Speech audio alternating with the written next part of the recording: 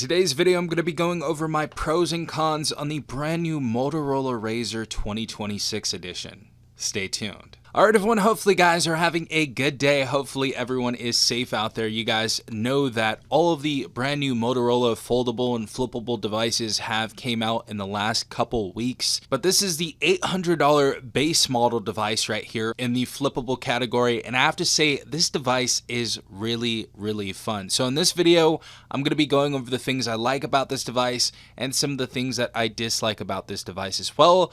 But first and foremost, we're going to start off with the stunning design and the solid build of this device. I really do like the build of this device.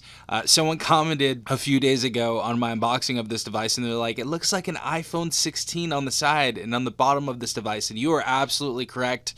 And that's actually kind of one of the things that I do like about this device, that it is rounded when you even close it right here, and it does just look premium all around. It's not boxy or anything. It doesn't look like a rectangle, but it has these rounded corners right here on the edges of the device, and we're using premium aluminum materials on here, and of course a textured wavy or material back on these. And also the other cool part, doesn't have a full 4-inch screen like we get on the Razr Ultra, but we have a 3.6-inch display right here, and I love that we have that little material at the top of the display right here. I think it just looks really cool. So for the casual users out there, this is going to be the device that people do get. As far as the build quality and the look of this, I think this is one of the coolest looking devices out there. You are definitely going to turn some heads when it comes to this device. The second pro has to be that we have a better battery life on this device. Now we have a 4800 milliamp battery inside of here, and most people now, this is going to be good enough to use throughout the entirety of the day. So if you need a phone to last the whole day, last the whole school day, last the whole work day when it comes to battery, this is finally going to be a device that is going to be able to last that full day with a 4800 milliamp battery inside of here. So pretty solid battery inside of here, especially when it comes to the lower end Motorola flippable phones out there. Next pro, as I was talking about before, is going to have to be the expansive cover display on this. This phone features a highly functional outer display. Gone are the days that we're not going to be able to do anything with the outer displays right here. We're going to be able to do tons of stuff on here. As you guys can see, we can do Google Maps. We can check our photos right here that we have inside of our gallery. We can use a calculator inside of here. We can do our text messaging through here if you want to do that. We have voice recorder. We have our Gmails if you want to do some emailing and stuff like that. Sync our weather, our location, check our contacts, make phone calls, and also even play video games on the outer display right here. So we have an expansive cover right here, not just a useless outer display anymore for aesthetics. It does look aesthetically pleasing. It does look really cool. I really do enjoy this. Obviously, my favorite part about this device, other than the flip right here, and again, this build quality of this is a firm bendable design on here, so this is not going to snap or anything. It feels extremely secure so far. And the last couple pros I have to say about this device, first and foremost, running Android 16. We're going to get 3 years of operating system updates, kind of out of the norm for Motorola to do so, but it's great that we're going to have it. We're also going to get 5 years of security patches on this device as well. And I think the biggest thing that I have to say about this device is this is probably going to be like $550 or $600 towards the holiday time. So if you guys are thinking about upgrading to a brand new phone, I wouldn't pay the outright $800 straight away if you're not needing to upgrade straight away. But this device, you are going to be seeing cuts later on the Motorola Razr 2026. So there are going to be some price cuts on this device and some insane deals, so definitely look out for that. And this is going to be a great phone to pick up when this device finally goes on sale. Getting into the dreaded cons on this device, first and foremost, the price went up on this device from Motorola.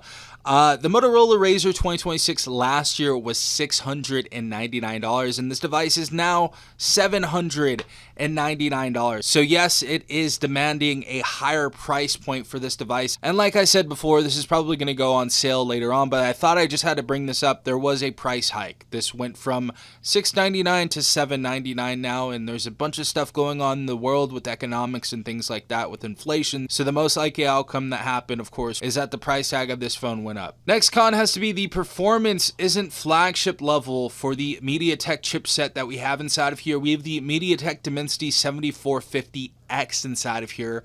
It is going to be powerful enough for the majority of users out there. However, if you're constantly running AAA games on this on the highest graphical settings, or you're editing high quality photos in the Photoshop application, or you're editing 4K video, this isn't going to be the greatest phone out there, especially at $800. You can get many other phones that have much more powerful processors inside of them if you need to do heavy tasks like photo editing, video editing, and hardcore gaming.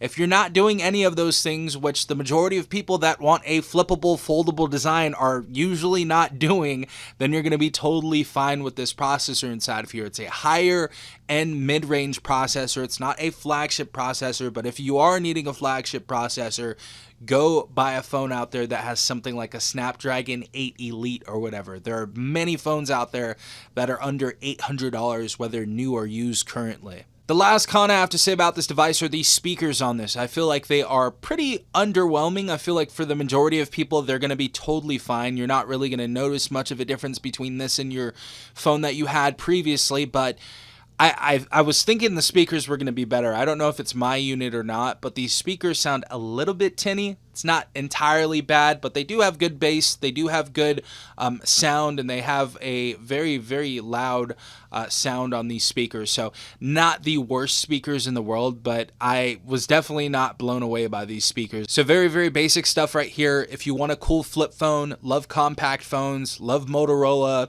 care more about style and fun than raw power, then the Motorola Razr 2026 is going to be a solid device for you. I do want to let you know though that this is probably going to go on sale later in the holiday season, so if you can wait, definitely try to get some price cuts on this device. However, if you want a flagship performance with maximum durability or the absolute best value for money, a traditional flagship is going to make much more sense to those power users out there. So if you need to edit 4K video, edit photos in Photoshop, or maybe you're constantly gaming, you're a professional mobile gamer and you're playing AAA games all day long on the highest graphical settings and you want the best possible output, I would say, of course, go with a traditional flagship device over something like this. This is for somebody who truly wants a unique form factor and enjoys unique, different phones and technology. But yeah, this is all I have to say about the Motorola Razr 2026. Overall,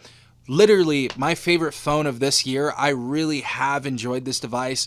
The other cool thing too is we don't have an in-display fingerprint sensor, but we have a accurate side-mounted fingerprint sensor on the power button. But other than that, I am absolutely in love with the device and form factor of this device as well.